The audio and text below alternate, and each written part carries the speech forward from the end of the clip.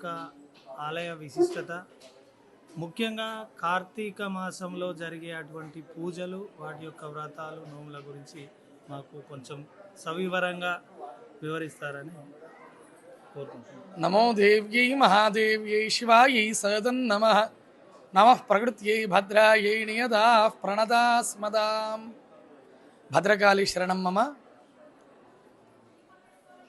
వరంగల్లో కొలువై ఉన్నటువంటి భద్రకాళి అమ్మవారు ఎంతో విశిష్టమైనటువంటి అమ్మవారుగా ఇప్పటి నుంచి కాదు, 7వ శతాబ్దం నుంచి కూడా కాకతీయ సామ్రాజ్యంలో కాకతీయ చక్రవర్తులైనటువంటి గణపతి చక్రవర్తి, రుద్రమాదేవి ఇత్యాది రాజులందరూ కూడా అమ్మవారిని ఆరాధన చేసి అమ్మవారికి నిత్యాన్నికాన్ని నిర్వహించిన తర్వాతే వారి కార్యక్రమాలు మొదలు పెట్టుకుంటూ ఉండేవారు. సరే, కాకతీయ సామ్రాజ్యం అంతా కూడా పతనమైన తర్వాత తులకర సామ్రాజ్యంలో అమ్మవారి వైభవం కాస్త కోల్పోయింది. దాని తర్వాత భారతదేశానికి స్వాతంత్ర్యం వచ్చిన తర్వాత మళ్ళీ అమ్మవారి యొక్క వైభవం పునరుద్ధరించబడినది. దాని తర్వాత విశేషమైనటువంటి పూజా కార్యక్రమాలు మన ఆలయాల్లో విశేషంగా జరుగుతూ ఉంటాయి.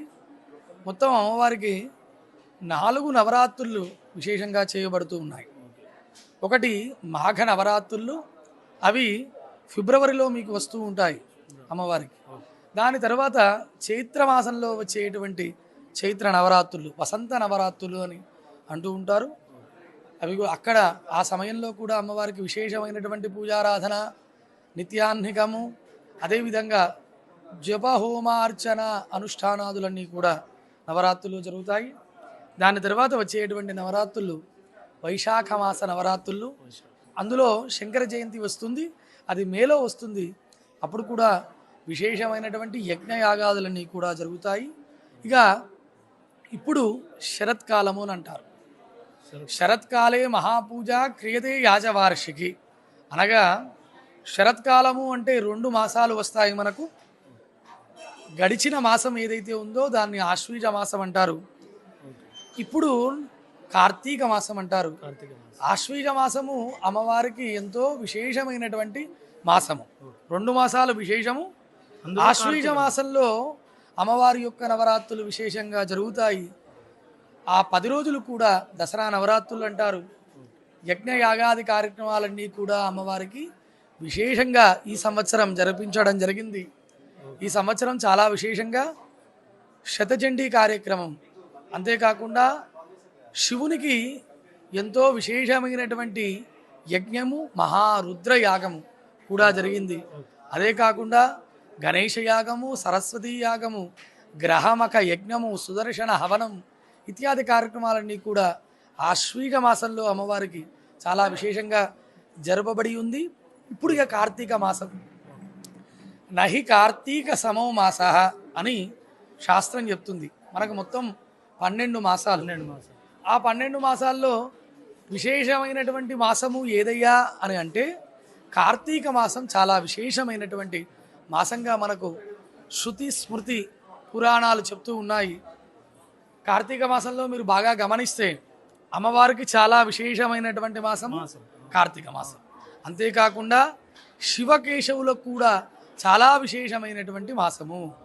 అందు నిమిత్తమై మీరు సత్యనారాయణ వ్రతాలు బాగా చేసుకుంటూ ఉంటారు.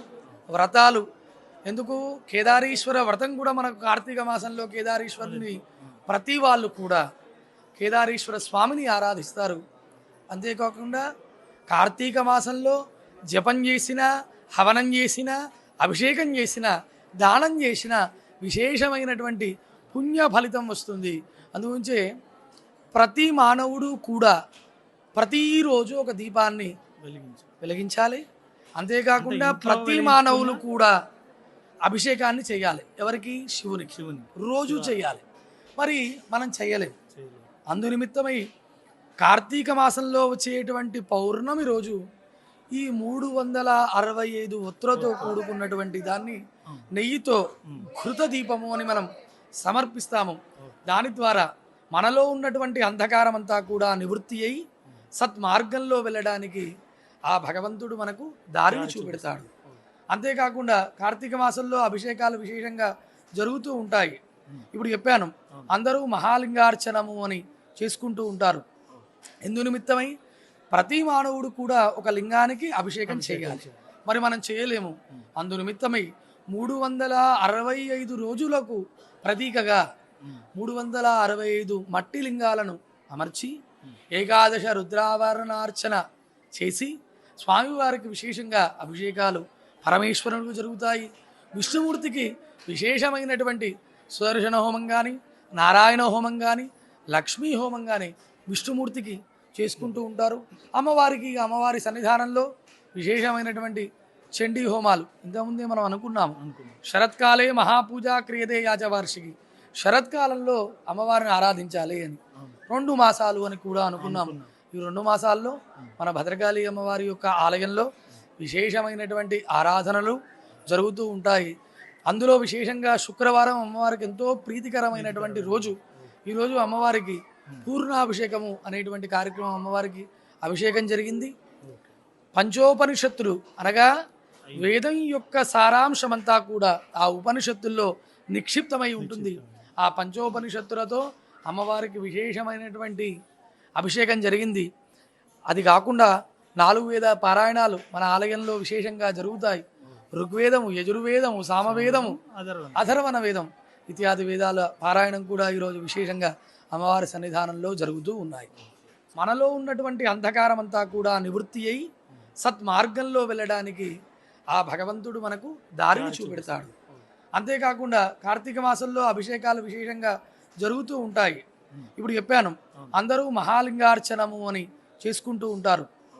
ఎందు నిమిత్తమై ప్రతి మానవుడు కూడా ఒక లింగానికి అభిషేకం చేయాలి. మరి మనం చేయలేము. అందు నిమిత్తమై 365 రోజులకు ప్రతీకగా 365 మట్టి లింగాలను అమర్చి ఏకాదశ రుద్రావరణార్చన చేసి స్వామివారికి విశేషంగా అభిషేకాలు పరమేశ్వరునికి జరుగుతాయి. విష్ణుమూర్తికి విశేషమైనటువంటి సుదర్శన హోమం కానీ, నారాయణ హోమం కానీ, లక్ష్మీ హోమం కానీ విష్ణుమూర్తికి చేసుకుంటూ ఉంటారు.